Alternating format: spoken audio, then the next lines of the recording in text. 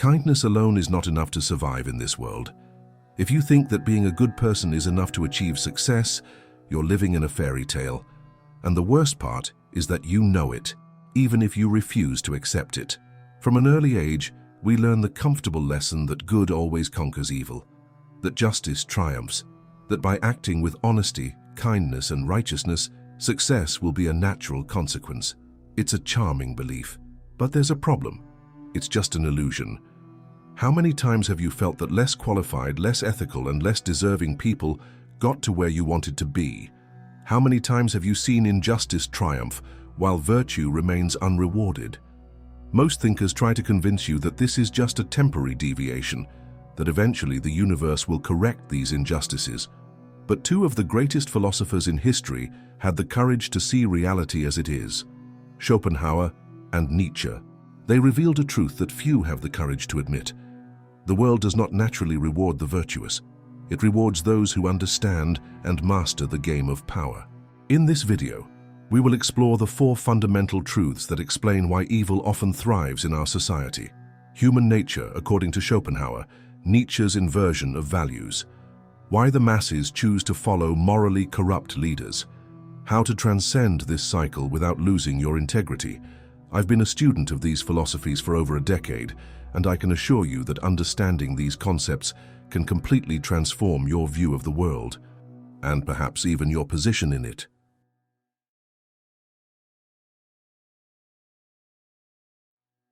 Man is a wild animal, a beast.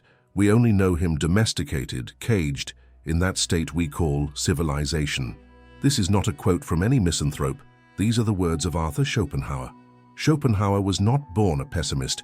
He came to this vision through experience, through disappointment, through careful observation of the world around him.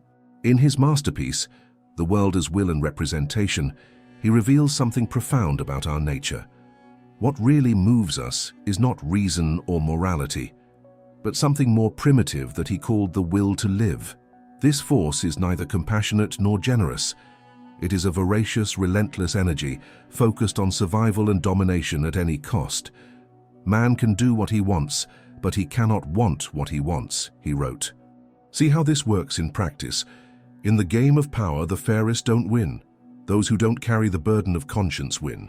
Why? Because the good hesitate, the merciless act, the good question themselves, the merciless impose their will. The good seek justice. The ruthless create the rules to ensure they always win.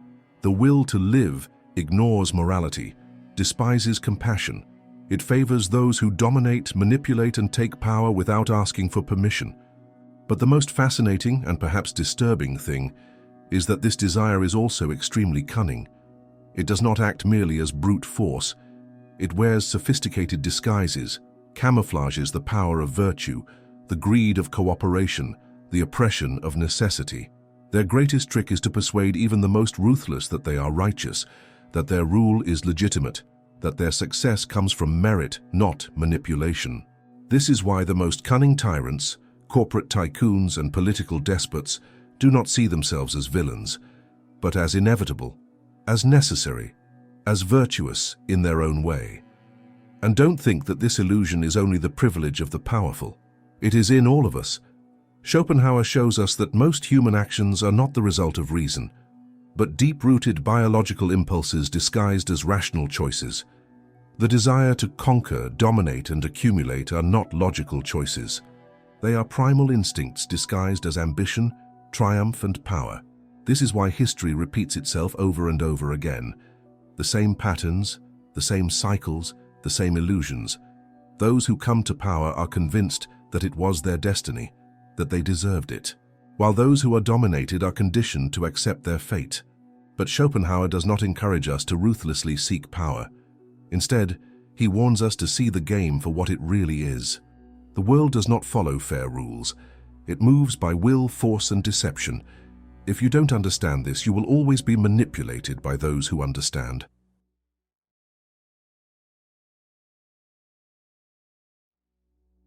Nietzsche, one of the most provocative philosophers in history, delved into this question and went even further. In the preface to his work, The Genealogy of Morals, he asks a disturbing question: What if goodness in man were a trace of decay? What if it represented a danger, a temptation, a poison, an intoxicant, making the present accommodate itself at the expense of the future? What Nietzsche is suggesting is something revolutionary. What if the morality we hold sacred was actually a tool of control, a strategy of the weak to subjugate the strong?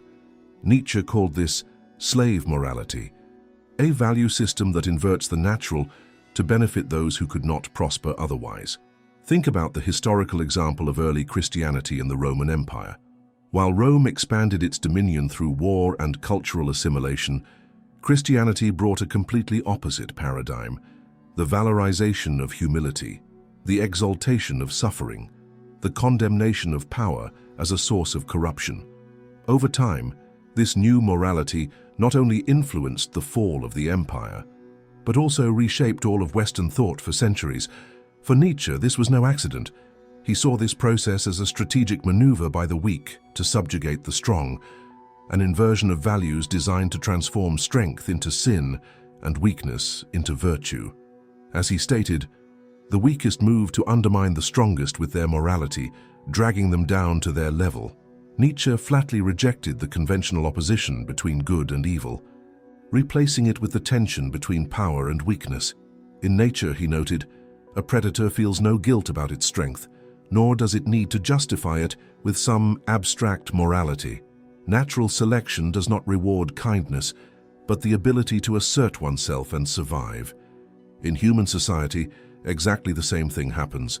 Those who understand and exercise power prosper, not those who deny it in the name of some ideal. This vision led Nietzsche to develop his most famous concept, the Übermensch or Superman, the individual who transcends current morality and creates his own values, instead of blindly submitting to those imposed on him. In contrast, those who blindly cling to traditional morality, believing that justice and virtue will guarantee them security, were called by Nietzsche the last men. These latter men abandon ambition and power in exchange for comfort and predictability. They do not aspire to greatness or challenge limits. They resign themselves to mediocrity and disguise their inertia as virtue. Nietzsche satirized them. "What is love? What is desire? What is a star?" asks the last man, and winks.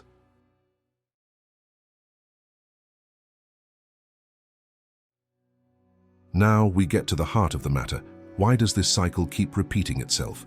Why, throughout history, do we constantly see the triumph of those who manipulate over those who play fair? Social psychology gives us important clues. People are not naturally attracted to virtue. They are attracted to power, authority, the security that strength provides. Studies show that, unconsciously, we tend to associate success with competence, often confusing dominance with greatness. This is why, even in the modern era, multitudes revere ruthless billionaires, dishonest politicians, ruthless executives, not despite their influence, but precisely because of it. This cognitive bias explains why people who accumulate wealth and power are admired, regardless of the methods used to get to the top. But the dilemma worsens when we realize that the weak not only accept their servitude, but often desire it. They don't just tolerate oppression, they legitimize it. They venerate their tormentors and choose submission to avoid the chaos of freedom. The greatest tragedy is not that the strong command, but that the weak surrender, willingly, their autonomy. Why does this happen? Nietzsche argued that most delude themselves about virtue.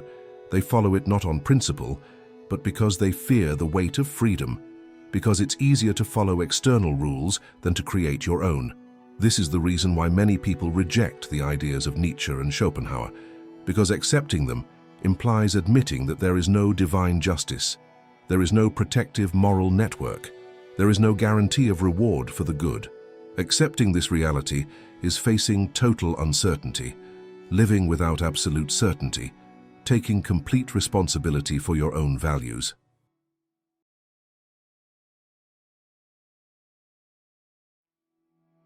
We then arrive at the great dilemma. If conventional morality is an illusion and justice a myth, what prevents the merciless from exercising absolute dominance? If the world belongs to the strong, what place is left for the weak? This is the great dilemma that paralyzes many. the fear that abandoning traditional morality means abandoning all ethics. However, neither Schopenhauer nor Nietzsche saw power as a problem in itself, but as a neutral force. Its value depends on how it is used. Nietzsche's Superman does not seek the power to destroy, but to create. His dominance comes not from cruelty, but from the understanding that to reject power is to reject life. The point is not to abandon morality and act with ruthless ambition, but to transcend moralistic naivety and understand the true role of power in human existence. To navigate this world that is not naturally fair, it is not enough to be kind. It is necessary to understand the structures of power, the dynamics of influence, and above all create your own values instead of passively accepting social dogmas. As Nietzsche said, it is necessary to have chaos within oneself to give birth to a dancing star.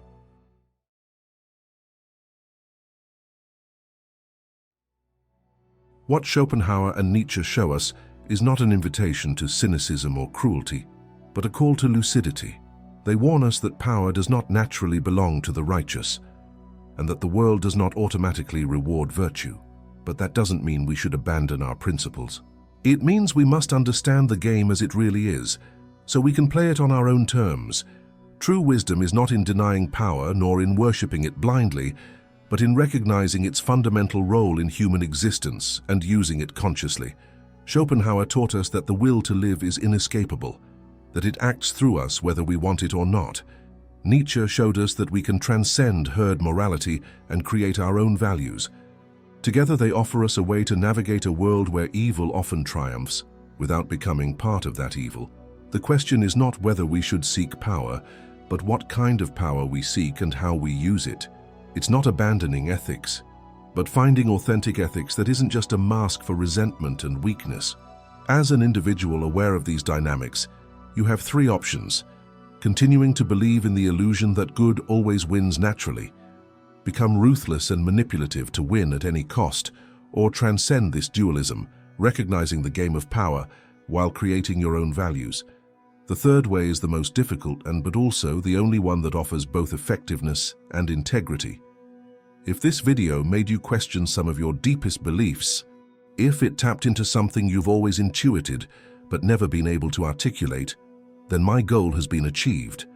I would like to know, in which areas of your life do you notice this dynamic between power and morality? Have you ever experienced situations where being good meant falling behind?